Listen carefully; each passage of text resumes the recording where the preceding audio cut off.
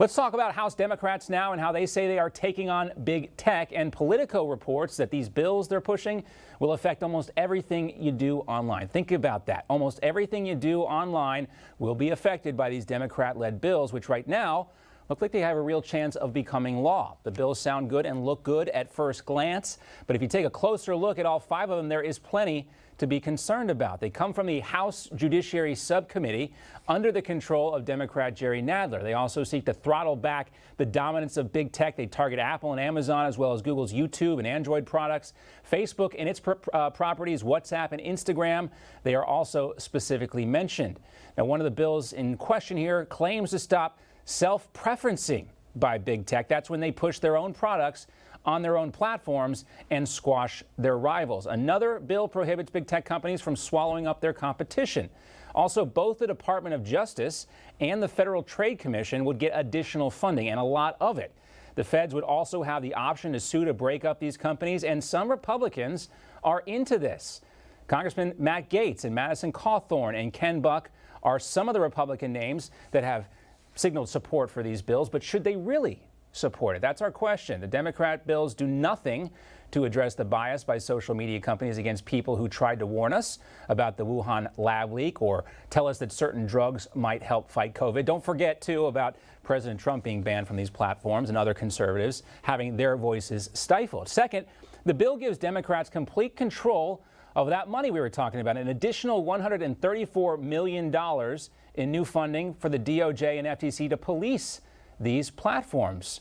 But wait, there's more, and we'll talk about that in a second. But one of the Republicans who does not support these bills is Ohio Congressman Jim Jordan.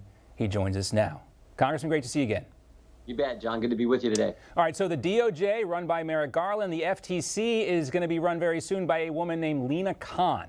Yep. Elizabeth Warren called Khan's nomination to run the FTC tremendous news. Politico called her nomination a win for progressives. She's 32 years old, and she used to be an aide to Jerry Nadler. But what else do we know about her?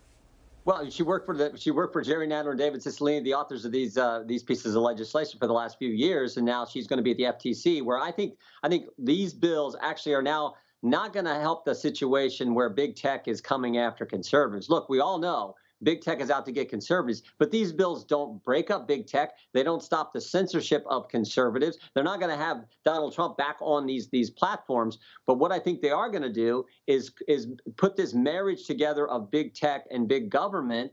And I think it's going to make the situation even worse. I mean, we've already saw what happens when big tech gets together with big shots in the government, like Dr. Fauci. We saw that with the emails that were just released between Mark Zuckerberg and Dr. Fauci, where they were talking about, hey, how can we get the information out that you want us to get out? And oh, by the way, when we got those emails, a bunch of it was redacted. So I think these bills are going to move in that direction. Look, we all want to get after big tech and what they're doing, but I just think this is not the answer. The one bill in particular, John, sets up these secret technical committees for every covered business, and these secret technical committees are going to write the regulations for how they operate. So you're going to have to go to the folks at the FTC, controlled by Democrats, and get their approval for everything. I think they're going to be using big tech to further go after folks like John Bachman and other conservatives. Well, I don't need that. I don't want anybody coming after me. I got enough people coming after me, Congressman Jordan, already. I know the feeling. You mentioned something else, too, which I think is interesting. Our audience might notice this, that many of the Democrats leading the charge on these bills were also impeachment managers. David Cicilline, Joe Nagise, Jamie Raskin, and the ultra-progressive Pramila Jayapal is also involved here. But again, some of your Republican colleagues, they have signed on in support of this, but you don't trust these folks, do you? No, I don't. And look, some of our Republican colleagues have signed on to 1 or 2 of the bills, not the whole package. There's a big difference. Yeah. And you're exactly right. Do we really think Jerry Nadler, David Cicilline, Joe Nagase, and other Hakeem Jeffries, who just held a press conference yesterday about this entire package, do we really think they want President Trump back on these social media platforms? Do we really think they want big tech to stop censoring conservatives? Remember, there were 2 other Democrats, members of Congress, who wrote to the big carriers and said, hey, can you guys take One American News, Newsmax, Fox News off your platform? Do they really want to help with the censorship problem? Do they really want to break big tech up? Or might it be that they actually want to work with big tech to further harm conservatives and further restrict the First Amendment? I think it's more likely the latter, and that is our concern. And I think for, the users of these platforms, it's even more basic than that, is that, ostensibly, these platforms have too much power. They don't know what to do with it. They can't regulate under the current regulations. But that power then goes back to the FTC and the DOJ. It doesn't go to the users of these products who are actually the product themselves. The American public, the users of these platforms, are the ones who need to have the power returned to them. But we'll leave that aside because I want to get your take, too, on what we saw the last couple of days over in Europe, and specifically President Biden's meeting with Vladimir Putin. One of the things that came up is cybersecurity and that proposition that certain critical infrastructure should be off limits to the attack. Here's what the president said. Gave them a list, if I'm not mistaken, I don't have it in front of me, 16 specific entities, 16 defined as critical infrastructure under U.S. policy, from the energy sector to our water systems. Some people could say that list should be one item long, and that one item is America. Anything that has to do with, how can we only have 16 critical infrastructure items? That was confusing, to say the least. Yeah, but it's not the first time that the president, unfortunately, said something that's confusing. I'd step back and look at it this way: what did America gain from this summit between President Biden and Mr. Putin?